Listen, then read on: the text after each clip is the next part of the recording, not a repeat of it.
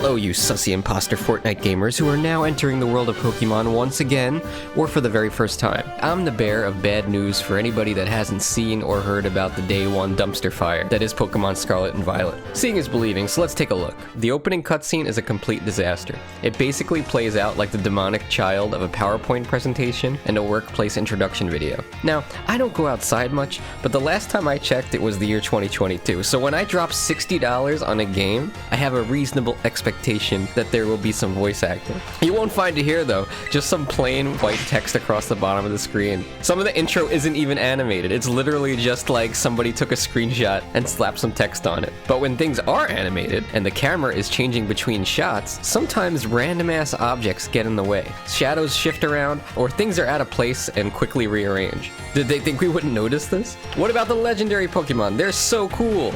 Look how you can mount up and ride around the world extra fast, and... oh no. Oh no.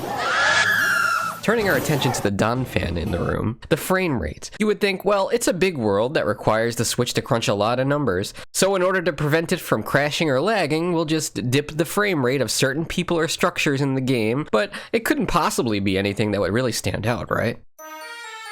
Welcome to Pokemon Windmill version. You may find yourself in a world where everyone and everything glitches through time, getting worse as you move farther away from them. You may ask yourself, am I playing this game on a Nintendo Switch or a paper flip book? You may find yourself posing with other players that are extremely double-jointed. Shadow the Hedgehog may show up and distort time as you try to catch wild Pokemon. If you're exceptionally unlucky, you may slip off the cliff and fall through the earth itself, free-falling until you land yourself right in the middle of the damn back rooms.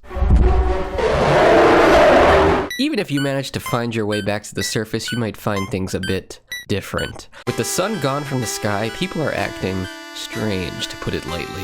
You may decide to battle some wild Pokemon to distract yourself from the eternal night, but careful where you send that little guy out to, it looks a bit slippery. Perhaps it's time to take a ride down to the local town and take a selfie to capture and remember this eventful day. Just be careful not to accidentally send yourselves into the back rooms again. Okay, let's get a bit more serious here. Does this game have issues on day one? Absolutely. And while it's no excuse for putting out an unfinished product, I must say that seeing the extent of these ridiculous glitches in a mainline Pokemon game is nothing short of hilarious. And yes, these issues are far and beyond anything we've seen in a mainline Pokemon game, but let's all take a moment to remember that even the critically acclaimed Red and Blue versions contained a certain little unintended glitch Pokemon that completely breaks the game. Granted, you have to go pretty far out of your way to make that glitch happen. I know it's a bit of a stretch, but I think Nintendo understands just how bad this makes them look.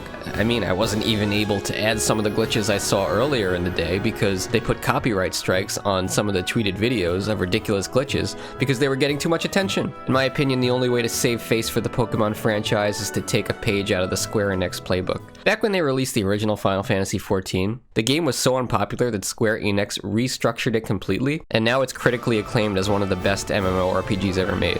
Hopefully, Nintendo will apologize to their customers and have a competent team offer a swift set of updates to get this game optimized to run smoothly on the Switch like the Pokemon fans out there expected and deserved. If not, and we keep getting buggy, unpolished Pokemon releases, then that'll become the new normal that gamers will know and expect of the Pokemon franchise. But hey, that's just my opinion. Let me know what you think in the comments below. How was your day one experience with Pokemon Scarlet or Violet? Also, if you have any in-game footage of ridiculous bugs, feel free to drop them in my Pokemon channel in the Foxy TV Discord. The link to the Discord is in the description.